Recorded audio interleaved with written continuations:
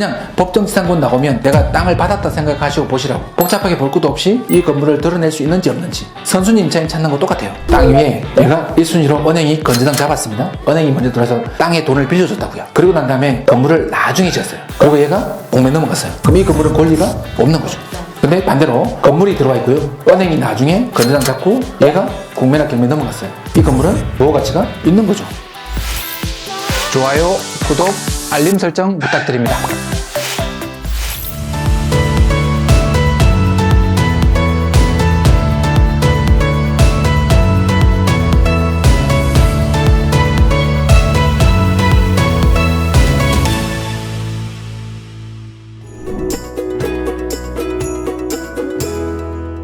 오늘 법정지상권 간단히 제가 말씀을 드리고 실제 이제 물건을 어떻게 분석해서 어떻게 여러분 것으로 만드는지 일련의 과정을 다시 한 번 더 보여드리도록 그렇게 하겠습니다. 지금 우리가 관심 있는 이야기 하나 하고 제가 말씀드릴게요. 둔촌 주공 이게 4만 명 몰렸습니다. 원래 걔가 약간 청약대에 미달이 약간 떴어요. 그래서 이제 정말 아파트 시대는 갔나 보다 이렇게 이야기를 했다가 800세대 조금 넘는 미분양분을 청약받았더니만 4만 명이 왔다고요. 영등포 자이는 200대 1 됐습니다. 서울만 그럴까요? 아니 부산도 대장 아파트들은 10대 1 뭐 이렇게 됐다고요. 실제로 그걸 놓고 보면 이제 저점은 찍었다라고 볼 수 있을 것 같아요. 분위기 자체가. 이건 제가 하는 말이 아니라 실제 이제 2023년 1월 말부터 저점의 분위기는 약간 벗어났다라고 얘기를 합니다. 근데 다른 언론 기사들은 아직도 우리 부동산 시장은 내리막길이다, 좀 더 지켜봐라, 내년까지 더 지켜봐야 된다 이런 이야기도 하거든요. 한편으로는 그 말도 틀린 말 아닌 것 같아요. 그러면 우리는 도대체 언제쯤 들어가야 될까? 나는 언제쯤 시작해야 이게 맞는 것인가 고민하잖아요. 그죠? 고민하다 보면 세월 다 간다고요. 그만하시고 그냥 감으로 들어갈 건 아니고요. 그래도 내 재산인데 확실한 데이터를 갖고 들어가야 되는데 우리나라 아파트 특히 부동산 시장은 이 사이클 자체가 한 번에 확 올라갔거나 한 번에 훅 꺼졌거나 이런 경우는 없다고요. 계속 올라갔거나 계속 내리막길로 간 적도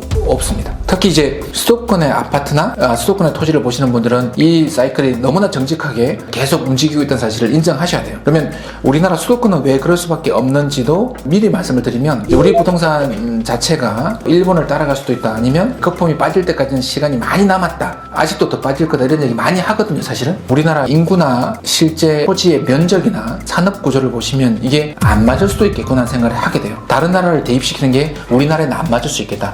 서울 전체 면적이 우리나라 전체 국토의 1%가 안 된다고요. 서울이. 서울 아침에 출근할 때 이쪽 거치락 저쪽 거치락 하는데 3시간 걸리거든요. 근데 1%가 안 되는 이 땅에 우리나라 인구 1000만이 모여 산다고요. 경기도 10% 넘을 가죠. 10%가 안 됩니다. 경기도는. 인구가 줄고 있긴 하지만 계속 서울 경기로 모여드는 거 생각하면 서울 경기의 아파트 값이나 토지가 시장 상황에 따라 약간 움직일 수는 있어도 얘가 정말 깡통이 되거나 주저앉을 경우는 없다라고 보시면 돼요. 단적으로 보여주는 게 둔촌 주공이나 영등포 자이나 이런 것들이 잠시 머뭇한 지 3개월밖에 안 지났습니다. 잠깐 망설이면 내가 갖고 있는 시도 5천이 진짜 말 그대로 5천밖에 안 될 수 있어요. 그 절명 타이밍을 잘 잡으면 5천 1억 되는 것도 해낼 수 있는 거죠. 그 타이밍을 잡는 건 내가 늘 공매 경매로 그리고 부동산으로 관심을 갖고 신경을 곤두세우고 있어야 된다고요.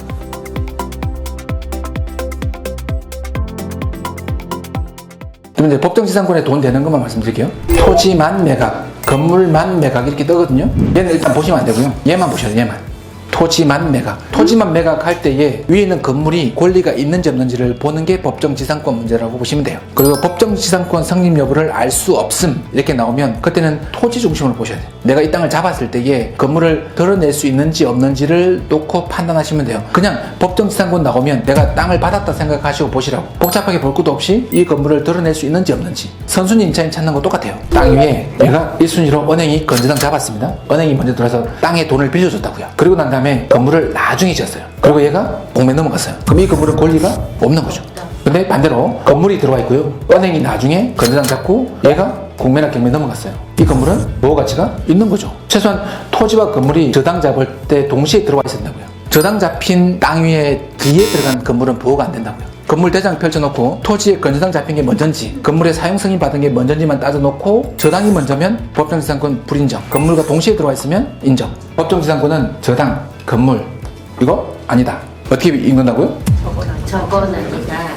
네. 얘는 토지 등기부 살펴보시고 얘는 건축물 대장 보시고 날짜 따져보시고 얘가 먼저 들어왔으면 이 건물은 보호가 안 된다고요. 법정지상권 끝이에요. 그냥 선임 요건 볼까요? 이 보시면 저당권 설정 당시에 토지 소유자와 건물 소유자가 같은 사람일 것, 다른 사람이면 아예 지상권 문제가 안 되는 겁니다. 등기부분 다 나와 있어요. 토지와 건물 중 어느 한쪽에 저당권이 설정될 것, 경매로 인해서 토지 소유자와 건물 소유가 달라질 것, 토지의 저당권 설정 당시에 건물이 존재할 것, 얘가 제일 중요한 거거든요. 그럼 출발할 때부터 아예 토지 소유자와 건물 소유자가 다르다, 지상권 살펴볼 것도 없다고요. 등기부 띄보니까 완전 출발부터 다르더라. 아예 고민할 것조차도 없는 겁니다. 근데 이제 이걸 다 놓고 나서라도 같은 소유에 속했다가 서로 헤어지게 되면 건물을 나고자비로 철거하지 말라고요.